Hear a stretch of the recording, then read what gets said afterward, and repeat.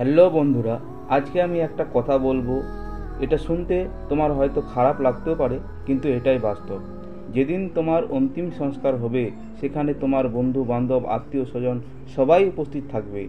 তার মধ্যে কিছু লোকের চিন্তা থাকবে তোমার মরাদেহ কখন জলে ছাই হবে আর কখন তারা নিজ নিজ কাজে যেতে পারবে।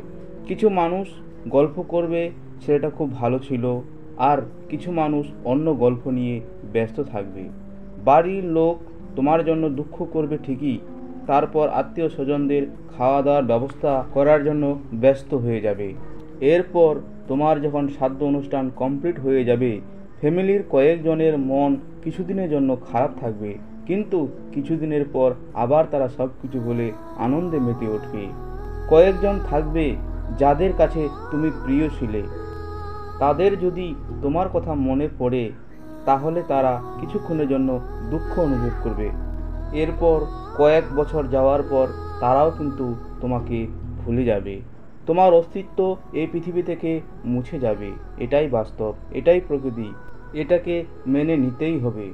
তাই বন্ধু, কিসের এত ভাবনা চিন্তা তোমার? কিসের এত দুঃখ নিয়ে জীবন কাটানো?